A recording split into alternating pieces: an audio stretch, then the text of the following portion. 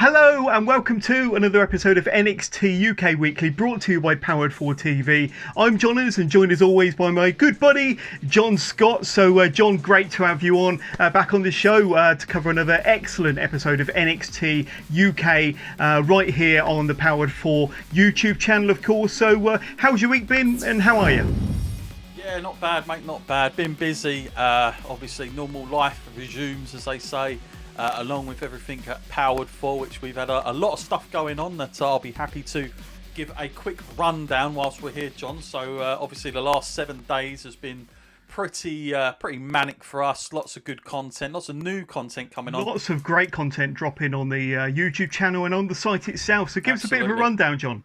Absolutely. So I know your guest that you had on your NXT UK, sorry, not NXT UK, NXT Takeover, Sunny G, who was there. Full Force Wrestling, the commentator for that night. Got to say, great show. For those people that haven't maybe checked out, go over to our site, check it out.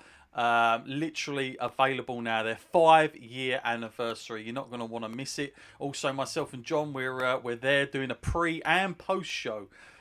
Which has got quite a bit of bite to it as well, I'll say that much. But yeah, in the last couple of days, we've had the new show, the first ever Powered 4 original from none other than William Eva. For those people that maybe are not familiar with William Eva, he is quite a character.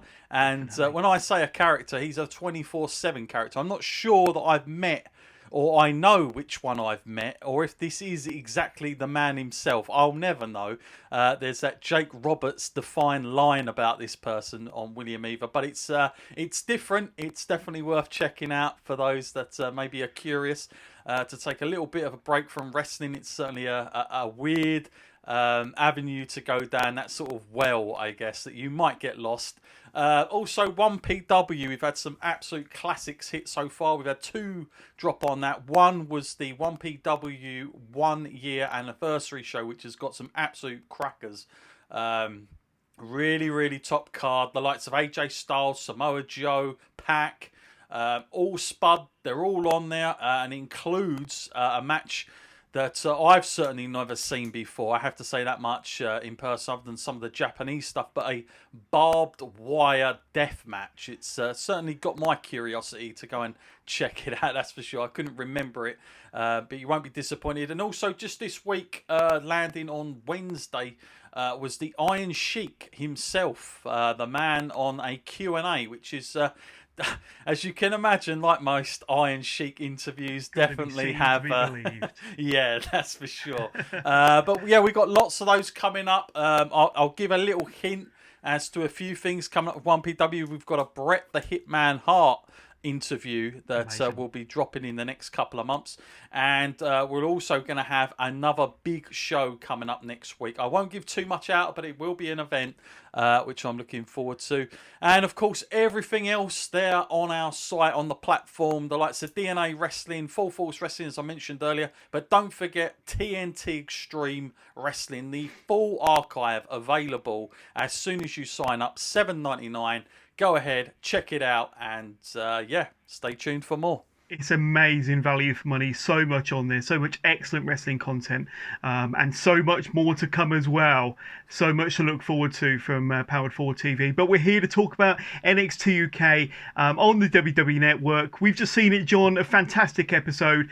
We've been doing this for the last 3 or 4 weeks now, and this was definitely a standout episode. And things to look forward to. You've obviously got the continuation of the Heritage Cup, the first round match between A-Kid and Flash Morgan Webster. We said at the very beginning when that first round draw was made, that was a match to look forward to. We've got that right here on this week's NXT UK.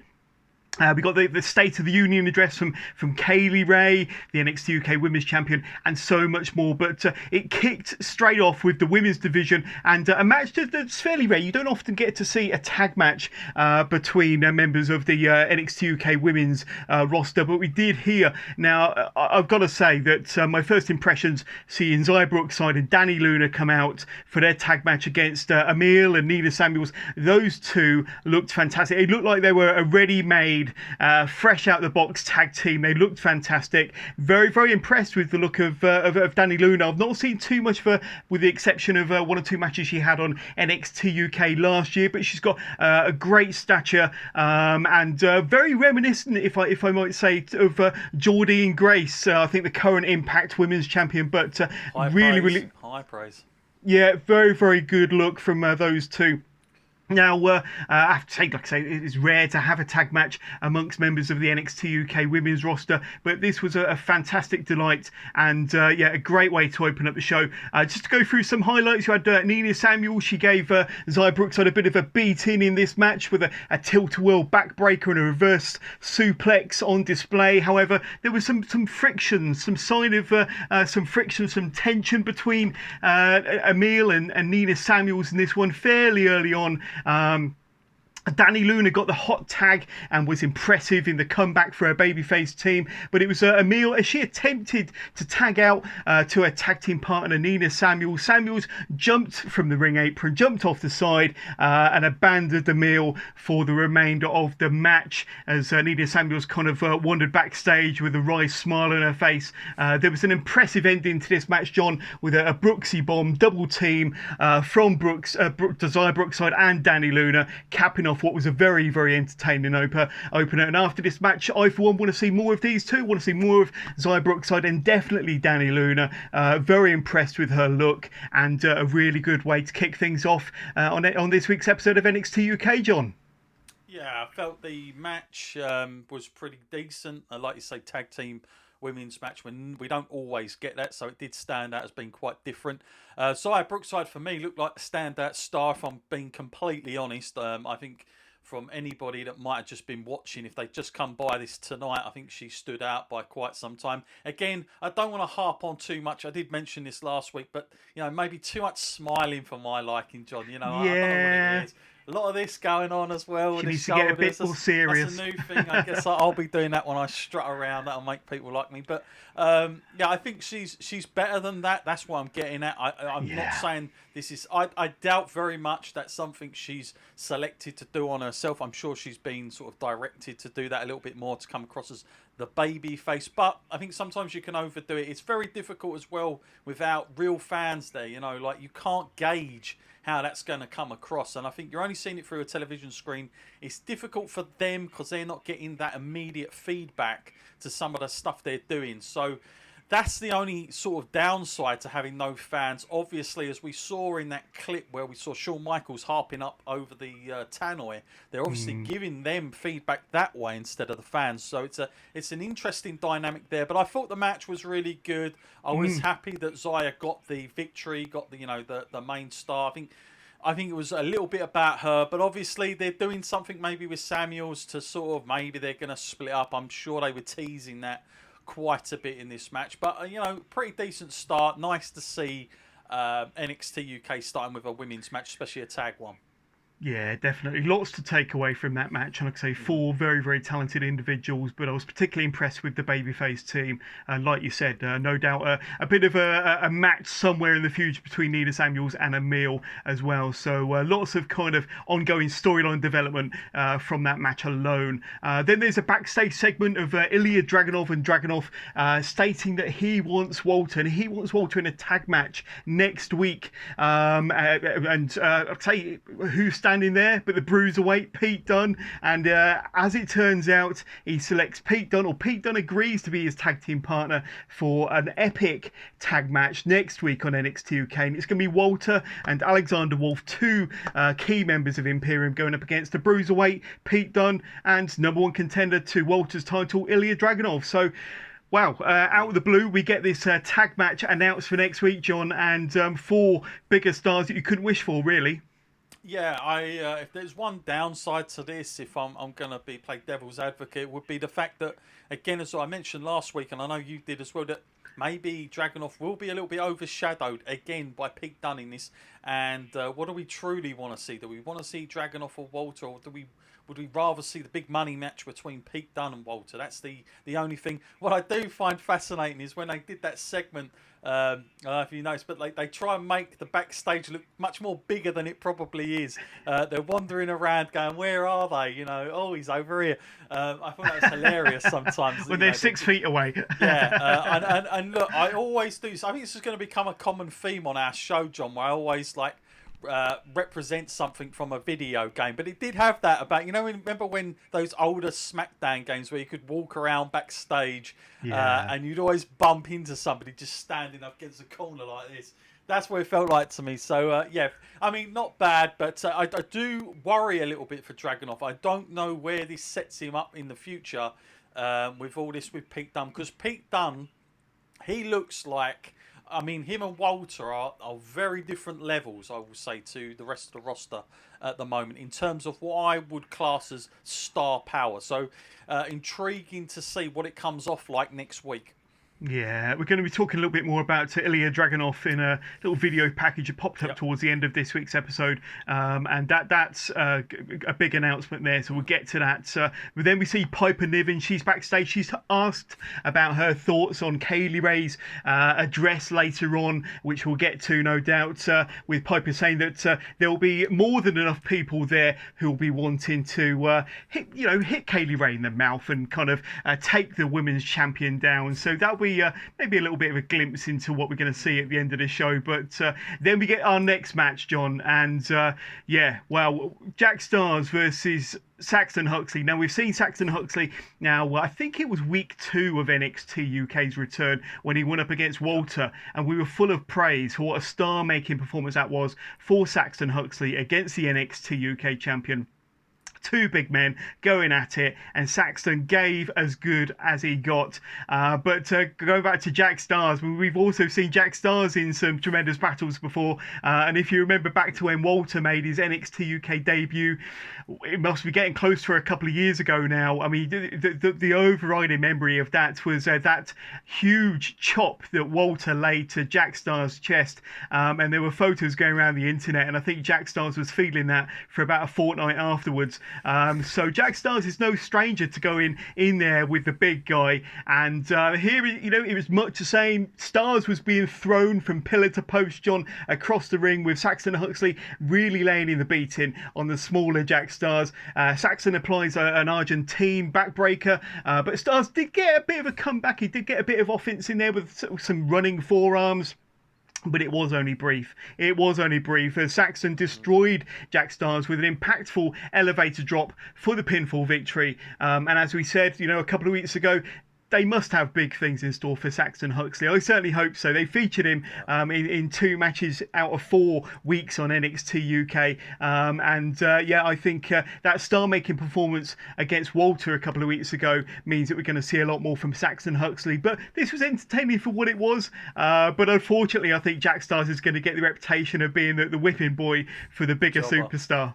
Yeah, he came across like the jobber a little bit in this one. But I think, look, sometimes old school booking does work. Someone like Saxon Huxley needs that in a lot of ways, because what I mean by that, it's an old formula that's been used for years. I hark back on, they did it obviously with the likes of Umaga. We've seen it with Braun Strowman. Nia Jax had a run as well when they first come up to the roster, and basically they just go through about 6 months worth of squash matches, enhancement matches, just getting the best, making them look the best. And then by the time you come out of this, they are set and ready for a big match. And it is an old formula, but it definitely works. It's one of the few that still to this day gets somebody over. And I think it's a hard sell, because unless they get, I don't know, like a couple of local lads to go in there and just take a bit of a beating, somebody's going to be for it every week. But I think if I was, NXT UK, I would certainly, with this guy, I would do that with him at least for a good month and a half or so, just to get him to that level. I think if there was one disappointment with the Walter match, obviously none of us expected him to get as much offense as he did that night. And I think some of us actually thought, blimey, like he might actually even pick up the win. And it might even be by I know it was a non-title match, but I don't know, would that have given him a little bit more to go on with? Maybe we could have been thinking about him in the back of our minds. It might have been like Walter's kind of bogey opponent, if you like, to come up against. But, you know, look, this is a good way. I'm hoping, like you, that WWE have plans for him. But I don't want to hold my breath too much because I've got to see at the next couple of weeks what happens with him. But thus far, the stars are looking bright for him. Yeah, yeah. I'm interested to see if they do something with Jack Stars. I think they could run a storyline here where he kind of loses week in, week out. Have a little bit of a, I don't know, a Spike Dudley or a Mikey Whipwreck moment where it kind of turns from jobber to superstar, where he gets his surprise pinfall. You never know. Yeah. But yeah, that was a fun match, but wasn't to be for Stars on this occasion. Then we get a video package highlighting the NXT UK Tag Team Champions, and it's Gallus and their championship reign so far, dating back to October 2019, John. So they've been champions for roughly 1 year now, which is fantastic to see. Obviously, there's not been much action in the last 6 to 7 months, of course, but this was a great video package and introduced newcomers to the individuals within Gallus, and to bring attention to what an impressive tag team these two are, or the stable if you include Joe Coffey as well, but an impressive tag team as part of an impressive tag team division, John. And speaking of impressive tag teams, then we get Pretty Deadly. They're walking backstage and they're quizzed by this mysterious interviewer that we haven't actually seen yet over what Eddie Dennis had to tell them after their win over the Hunt 2 weeks ago. And neither member of Pretty Deadly were forthcoming with details of their interaction with the Pride of Wales, Eddie Dennis. So definitely highlighting NXT UK tag teams in this episode, John. But you got Gallus, who are very, very impressive. And I know off air you were praising them, and we can't wait to see more from them. Pretty Deadly, we were kind of shouting from the rooftops about those two a couple of weeks ago, also with the possible inclusion of Eddie Dennis being thrown into some kind of managerial or maybe stable, maybe a faction between those three. But what's your takeaway from these two video packages? Yeah, I liked both of them. I think this is what, when you've got an hour show, you can only get so much out there. I would prefer the video packages than seeing guys. I think they get way more out of it than having like guys go out to an empty arena as such, not even an arena, but whatever it is, at the BT studio, just standing there in front of nobody and just the camera. They might as well have these video packages. They're so much better. I really liked the Gallus one, totally 100%. I thought this was very, very well done. And I was there that night. They did win the belts, and it's surprising. Like, I felt like that video kind of put them on another level. These are a serious team. Made them a big deal. They're not just carrying the belts for somebody else, and I quite liked that. As you say, Pretty Deadly. It's an interesting angle. It's got my interest. I'm glad they're not rushing it. I hate that sometimes when normal WWE tend to just rush through these things. Look, leave it a little bit, tease us a little bit. I'd rather that. Even if I do kind of know where it's going, I'm still happy that they're not pushing it all in front of us, and seeing that dynamic. Like, is Eddie Dennis playing with everybody, or is he really got these guys' best intentions? Those are the kind of things we're going to find out. But it's intriguing, and certainly does open up more things to happen. So yeah, it's very good. Both packages excellent from me. I hope we see more of them for other talents as well. Yeah, and nice to see kind of a bit of a piece to camera from Pretty Deadly, where we had the opportunity to see their characters, do a little bit of an interview, and like I say, a piece to camera, and get to kind of learn more about them and actually hear them. I think we've seen them in the ring, but we haven't actually heard from them before. So that was fantastic. But let's talk about what I think was the match of the night. Most definitely, it was a first round match for the Heritage Cup between Flash Morgan Webster and A-Kid. Now, we said when this match was first drawn out of the hat, when the FA Cup style velvet bag, John, we said this was going to be match of the first round, if not match of the tournament. And boy, did they put on a display here. Now, we had the first of the first round matches last week between Noam Dar and Alexander Wolf, and you wasn't quite sold on the concept, you wasn't quite sold on the format of the match, and maybe the match as a whole. I think this one probably turned it a 180, to be honest with you, certainly in my opinion. But, Nigel McGuinness on commentary said that these two youngsters were going to put on the match of the night, the match of the tournament, and they certainly did.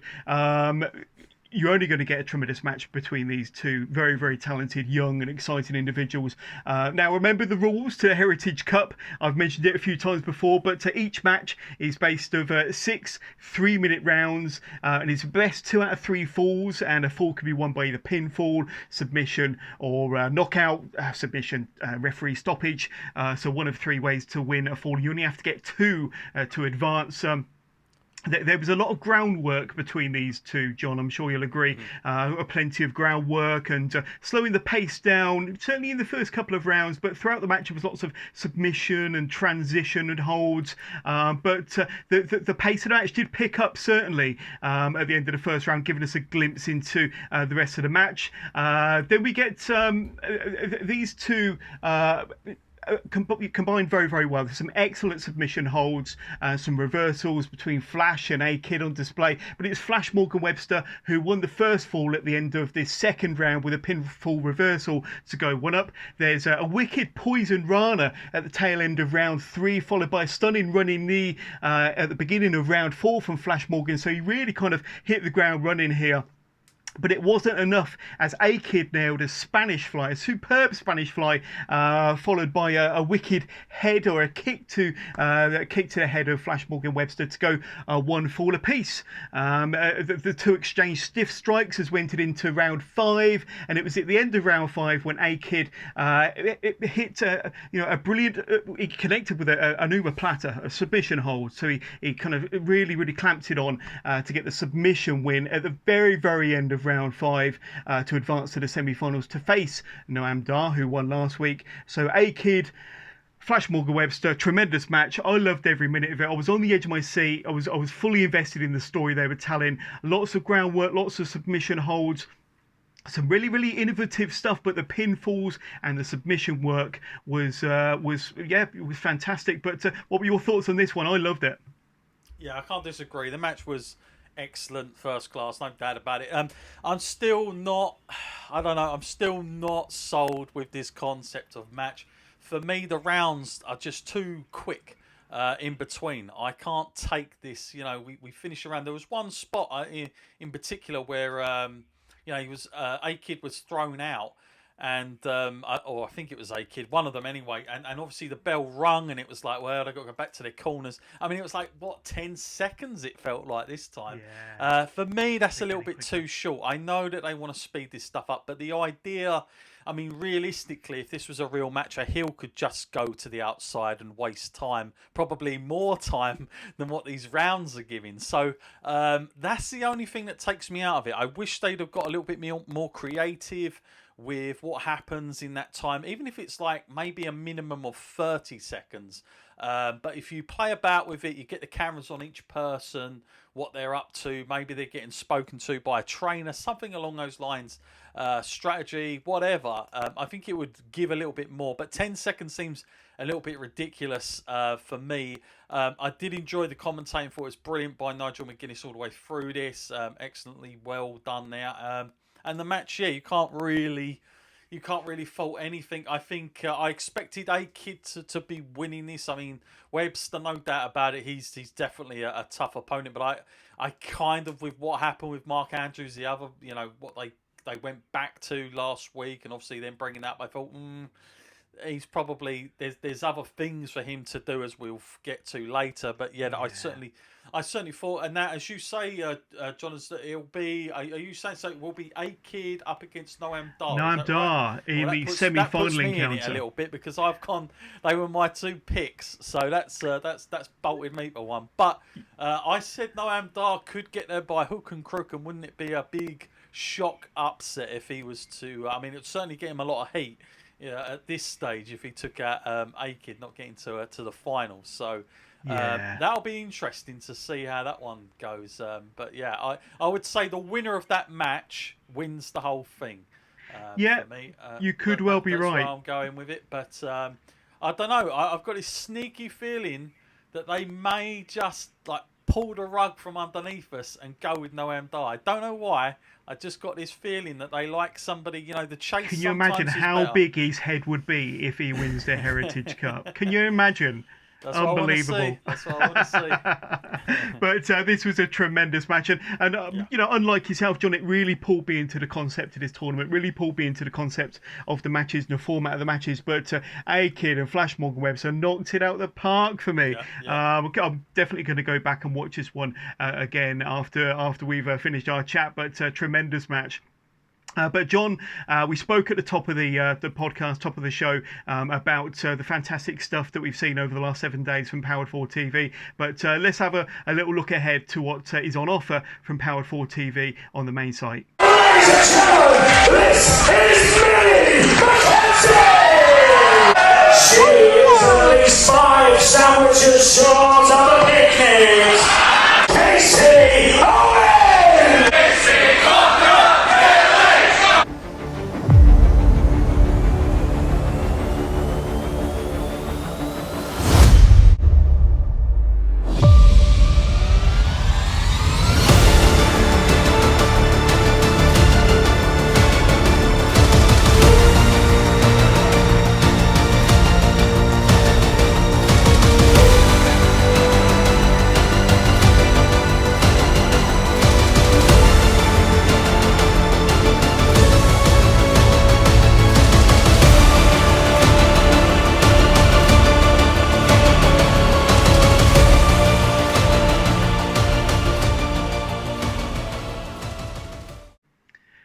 So, John, our attention is drawn, very, very reminiscent to what happened 9 months ago, to a backstage scene, and I think it's the Hunt, and they kind of bring to the attention of Mark Andrews that there's been a happening, something's happened backstage, a run, and they see Flash Morgan Webster there, and he looks in a pretty bad way. Looks like he's been beaten, attacked by a mystery assailant. Very, very reminiscent to what happened to Mark Andrews 9 months ago. So last week, I think I said that, you know, I thought Flash Morgan Webster could have been the attacker of Mark Andrews all their months ago.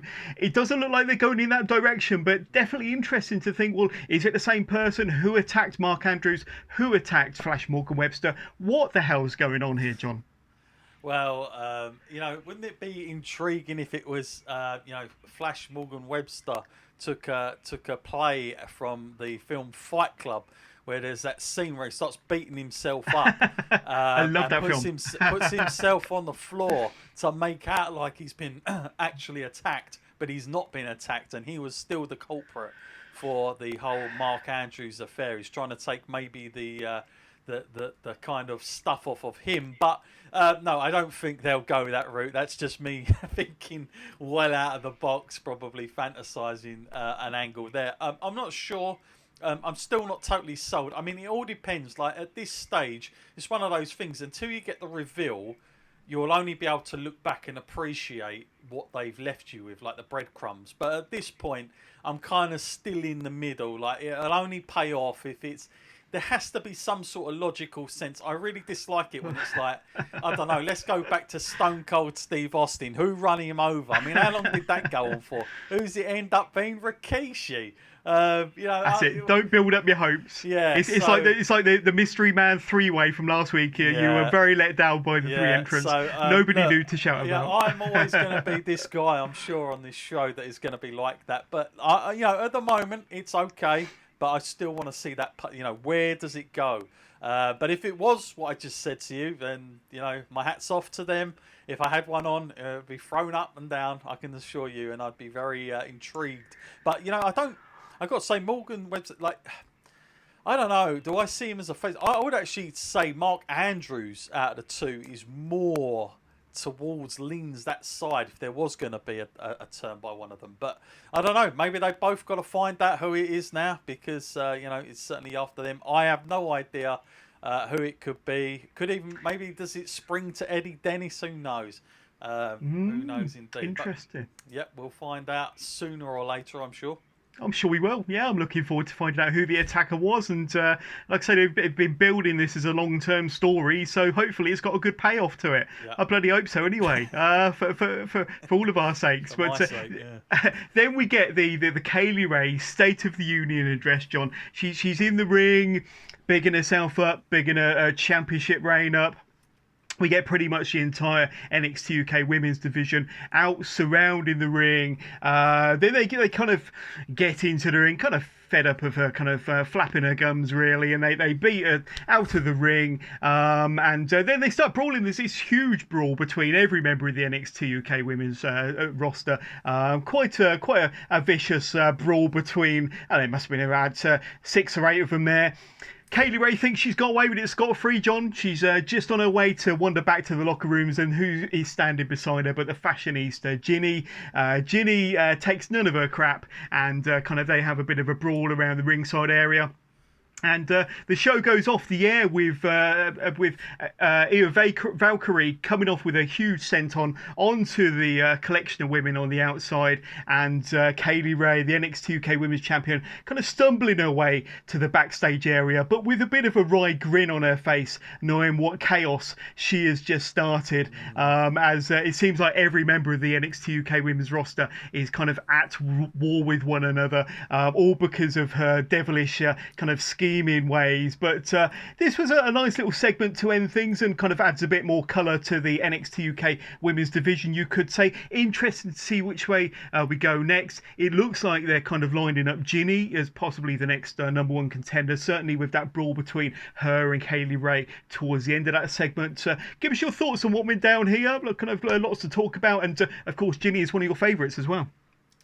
Yeah, I wasn't really big on this. This is my most disappointed thing on the night, if I'm being totally honest with you. It felt like, again, I always do this, don't I? I always do this. But WWE games, remember when you could create a storyline and you'd press a button and, I don't know, you'd have all the wrestlers coming out to do a storyline. Well, we had this at the tag team stuff, like on, I think, the first episode where all the tag teams come out.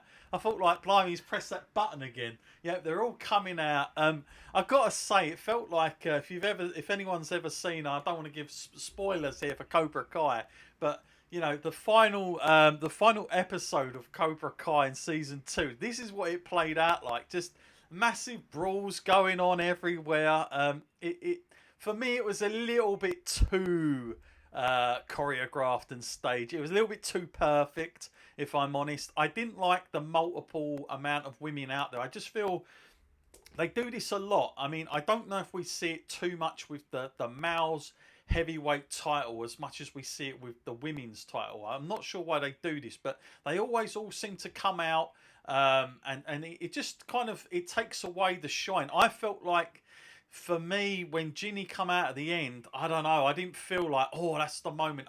They should have played her music or something just to give it like, oh, here she comes. This is business. It did feel a little bit like, yeah, she's behind you kind of thing. I would have liked to have seen it just a face-off between Kaylee Ray and Ginny in the centre of the ring to close the show. Have that tension, have that drama there to build to a match, which is obviously what they're building to, is a match between those two. Yeah. But instead they kind of got around it in their weird WWE way. But I must admit, this was kind of the low point of the episode for me. Yeah, it just dragged out a little bit too long. I think the fact you can hear everything as well doesn't do so well. I mean, it's not an enhancement that kind of works all the time. And obviously, you know, the camera's trying to pick up on all over the place, and you've got Ginny over in the corner doing stuff. I mean, with Kelly Ray. So it was, I would have preferred if it was just that one-on-one meet. You know, this is what's going to happen. In fact, you know, sometimes you don't even have to speak. You know, sometimes they could just be looking at each other, and that's enough to say, this is the match, this is the big time feel, you know, Triple H, Undertaker, as we all remember that one time. So I feel like both those characters are very strong. Those are the two they've built up. I think with everyone else, not to like crap on any of those girls, by the way, because they're all fantastic. You know, they've all gone out there being told this, but I just don't know what it does. It almost makes those two look like they're the real deal, especially Kaylee Ray walking away at the end. Everyone else is just on their backside. So, it doesn't do much for the whole women's roster when you see it like that sometimes. It's almost like, I feel like the tag team division, you've got, you know, they've done well there at least because they've kept them protected. I felt like they did a disservice for a lot of the ladies here because they didn't protect them all that much other than Ginny. So, which is the obvious match. I mean, that is the one I would go with. So I'm not sure why they brought everyone out. To be totally honest with you, it kind of makes you think like, do we need somebody else to come in now? Because, you know, even though there's all these multiple women, it does feel like that a little bit. But, you know, that's my dampener for the night, I'm afraid. Sometimes, John, WWE just need to learn that less is more. Less is more. Yeah. But let's talk about the big announcement that came out of this week's show then, because it was finally announced that on this week's episode that in 3 weeks' time we're going to be getting the NXT UK Championship match that we've been waiting all these months for, between the current champion Walter going up against long-time #1 contender Ilya Dragunov. And I have to say, the video package here, we've said before that maybe the inclusion in this kind of feud, and of course we've got that epic tag match between Dragunov and Pete Dunne versus Walter and Alexander Wolf next week, but the inclusion of Pete Dunne sometimes takes the shine away from Ilya Dragunov. This video package, I think, did wonders to build Ilya Dragunov up again as a credible #1 contender, and by the end of this video package I was hyped. I want to see it now. I don't know about 3 weeks time. I want to see it now. I want to see it next week, but I'm just gonna have to kind of wait and look forward to this match that will be taking place in 3 weeks time. Of course, we've got that tag match next week, and I just hope that Ilya Dragunov kind of comes out looking strong at the end of next week, and then we'll be 2 weeks away from that championship match. But this video package did it for me, but did it do it for you, John? It did do it for me. I mean, it definitely gave us a new take on what's going to happen. They needed this, 100%. They needed this. They needed to ramp it up in a different way. I felt they did a good enough job there with it. I still don't think he's got cat and L's chance of winning. You know, my money is on Walter all day long in this, for sure. But I do think, obviously, it's going to be a tremendous match. I just think that we've had to wait so long. I was expecting this on the first episode. So, you know, is it going to live up to the hype? I mean, yeah, you can have a tremendous match, but it doesn't always live up to the bill. So they've got a lot of pressure. I'm guessing they might have already filmed this even. I don't know. But when it does happen, I hope that it's kind of like one of those NXT UK shows that's like, I don't know, half hour of other stuff, and then they kind of really give the time for this main event. You know, that obviously the blessing with NXT UK being an exclusive to the WWE network is we don't have commercials, so we don't ever have to go, well, we'll see you when we come back while they're fighting on the guardrail or something. So that's great. I hope they put all their eggs in one basket for that NXT UK episode to just be all about that title, just for this one, and just have, I don't know, a couple of little matches there, just maybe a Heritage Cup match and, you know, a promo segment. But I think everything should be centered around that belt. Make it important, and hopefully, you know, it'll all be worth it. I mean, my only feeling, John, is, I don't know where you sit with this, is, okay, if Dragunov loses, where does he go after this? Do you see him sticking around that main event level, or do you think he might be passed down a little bit and back into the shuffle? Honestly, I think that this is pretty much his biggest opportunity and his only opportunity to win the gold. Are you giving him any chances? That's what I want to know. Percentage. What would you give? My heart says yes. My head says no. I think he's probably got maybe a 20% chance in my estimations. But it's going to be a great match. He's going to give Walter, you know, the fight of his life. Oh yes, I've got to be honest. I think it's Walter all day long, just based on everything we've seen before. And I think they can build Ilya Dragunov as much as they want. I still don't think he's the man.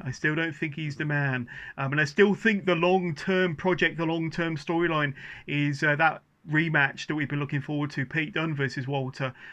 So, well, like I say, that's always in the back of your head, isn't it? You want this Dragunov and Walter feud and Walter match to really work. But now that you've got Pete Dunne back in your picture, you're kind of thinking, you know, that's the real match. That's the money match they're building to. But let's look ahead to next week's NXT UK. Then, John, and we'll be covering it right here on next week's NXT UK Weekly. We've got another match in the first round of the Heritage Cup, of course. It's going to be the Bomber, Dave Mastiff, going up against Joseph Connors. Joseph Connors was one of my picks when the draw was first made, and that's going to be a really, really fun match. You've obviously got that epic tag match between Dragunov and Pete Dunne going up against NXT UK champion Imperium leader Walter and Alexander Wolf, of course.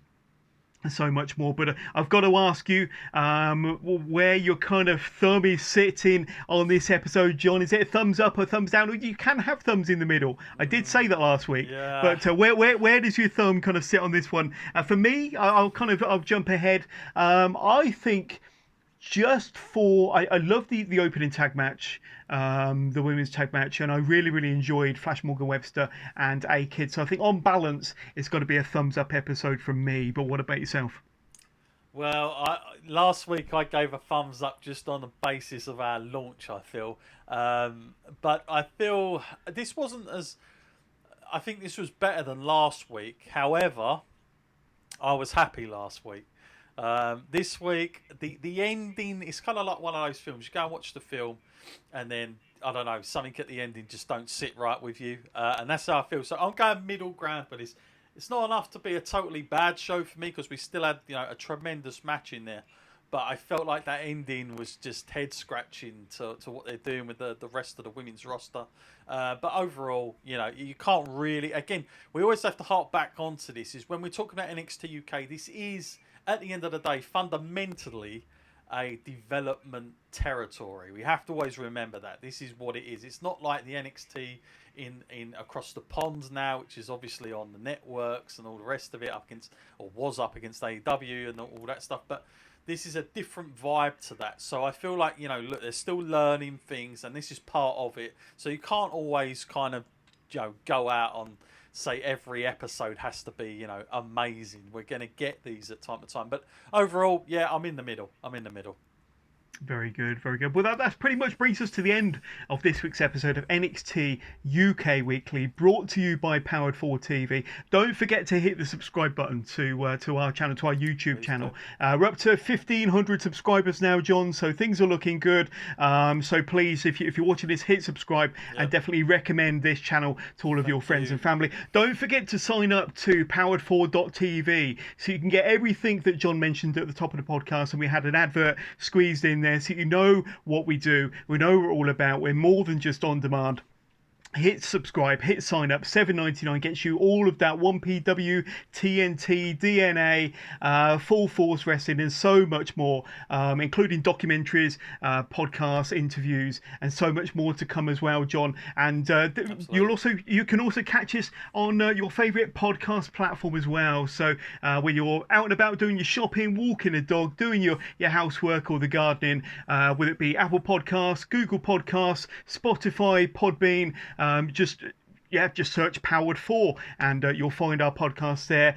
Follow it, subscribe it, and download all the episodes. But John, do you have any parting words for those that are on the fence about signing up to Powered 4 TV? Well, look, if you're apprehensive, go and check it out. Go over to powered4.tv. Yep. Literally, we've got everything there available. There's nothing hidden or cut off. You'll see everything that is available before you even sign up, before you put your money down. Go and have a look through the whole listings, and you'll see everything there. And also, look, if you're still apprehensive about it and you just want to follow us, we've got loads of great free content on there as well. Great affiliates with us. I want to give a shout out to Ignite Wrestling, all the way from Florida. Yeah. It's a fantastic promotion.